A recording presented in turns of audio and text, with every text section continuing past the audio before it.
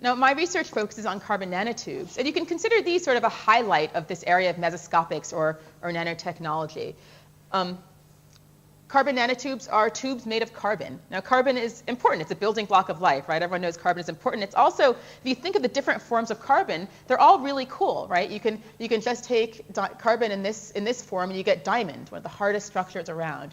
You take sheets of carbon, and you get graphite. These days, you can take a single sheet called graphene and isolate it and study the really 2D properties. We do some of that as well.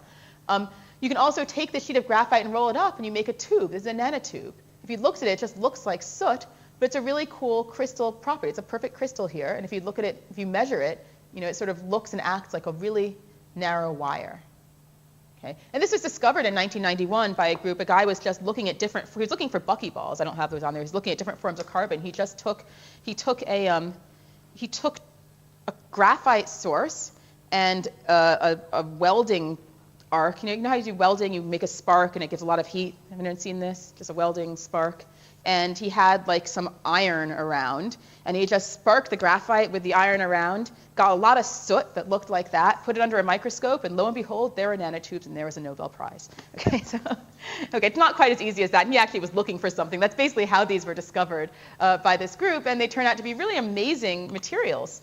As I mentioned, they're just sheets of graphite that have been rolled up into a tube. They can be rolled up different ways. And as I'll show, they form naturally. You can just grow them in an oven. They roll up really small, diameters as small as a nanometer, a billionth of a meter in diameter naturally, right? So really 1D systems, so narrow that they're quantized in that direction. So one-dimensional. They can be really long, millimeters, even centimeters, right? Imagine something that's a billionth of a meter in diameter and a centimeter long, right? These have been done, right? People can make these. So you can use these to arrange them in 2D circuits. You can look at them as 1D wires. You can cut them up into small sections and make them act as particles in a box or as zero-dimensional systems. They're very flexible in terms of looking at different physics.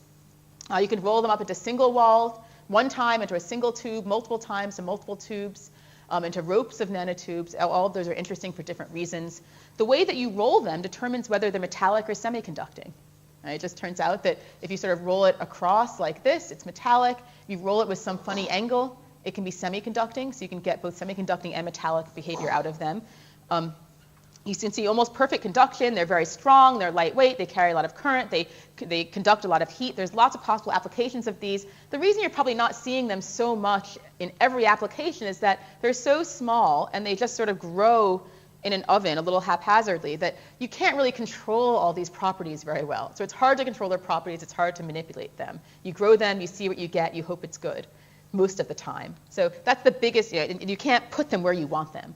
So that's the biggest limiting factor so far in applications of these. But they're still, they're still very good to study, and people are applying them for some things, as I'll mention.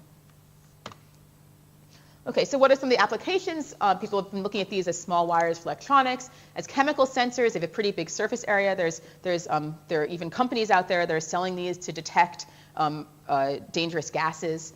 They work pretty well. Nano tweezers, you can take little tiny particles between your nanotubes. As super strong materials, as quantum computers. There's a lot of basic physics, as I mentioned.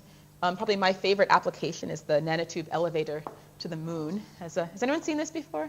No, yeah.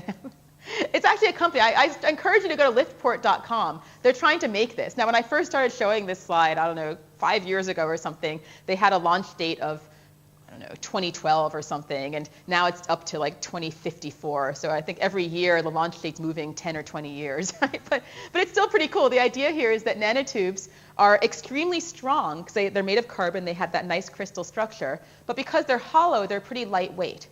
So you can make a long cable out of these that goes into space, and then if you're trying to supply something in outer space, like a space station, you just use a little electric ratchet that slowly inches its way up the nanotube, up this cable, and therefore it avoids having to blast off and work against gravity.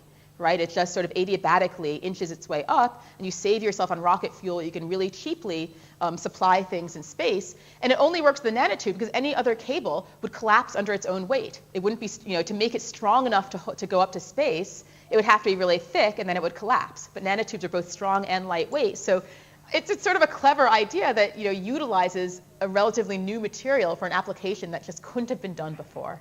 So I think it's pretty neat. It may not work. It's still pretty neat. Apparently, they're also worried, if you go to their website, they're worried that if it gets cut by like space debris and it falls, it could knock the Earth out of orbit. So anyway, but it's neat regardless. You should look at it. Okay, so that's what nanotubes are interesting for a variety of things. Let me tell you now how they're made. I told you how the first person made them with just an arc laser with a spark and a graphite source. In general, to make tubes, you grow them. You just need a heat source, a carbon source, and a catalyst. The catalyst is usually a heavy metal like iron. So they've been made by using lasers or arc evaporation. The most common way now, I think, is using chemical vapor deposition, where you just you put your catalyst, typically iron particles, on a surface, and then put that on a chip, on a little chip like this. You put that chip in an oven, use your recipe, heat it up to something like 900 degrees, flow a carbon source through, and the nanotubes then grow off the catalysts and the carbon, from that carbon source as a reaction. Okay, so you put an oven to 900 degrees, reduce the iron to nanoparticles, flow carbon, and the nanotubes grow. Okay, so it's kind of like cooking, just a recipe that someone developed, and it's amazing. It just sort of works. So here's the oven. It's a tabletop experiment.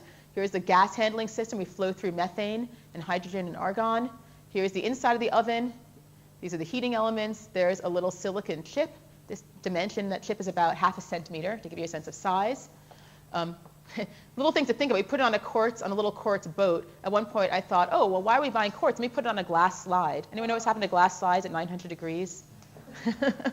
Well, it's funny because their melting temperature is actually, should actually be a lot higher. It's just that they have a lot of defects in them, so it wasn't a pretty sight. Anyway, so we put our little quartz boat, and there's our chip.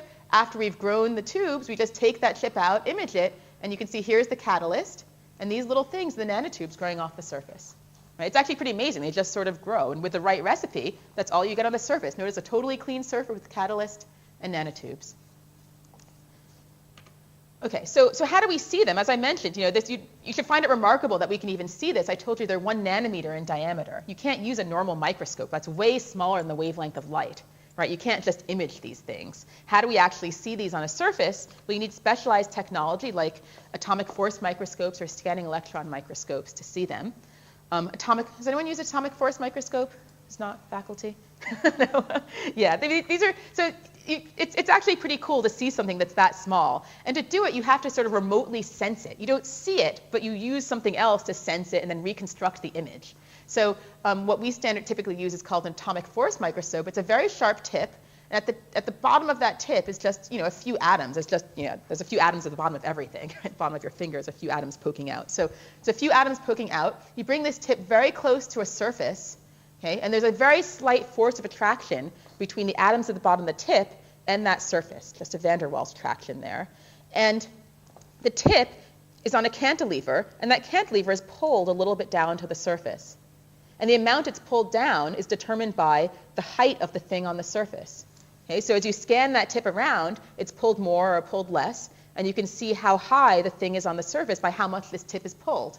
And you can measure how much a tip is pulled by just bouncing a laser off of it and doing an interferometry experiment to see exactly how much that tip is pulled in nanometer scale, right? And then you reconstruct that scanned image and you get something like this, where you can see, basically what I'm looking at is the height difference of 1 nanometer off the surface, and I can see where these nanotubes are. Okay. You can also do something like this with a scanning electron microscope. In that case, you bounce electrons off a surface, see where they reconstruct that image, and then use that to image things that are extremely small, because electrons have a really small wavelength. So you need something like scanning electron microscope, atomic force microscopes, and you can actually see things this small. And this is also why nanotechnology is sort of a recent phenomenon. This sort of technology didn't exist on a common, easily accessible scale until recently.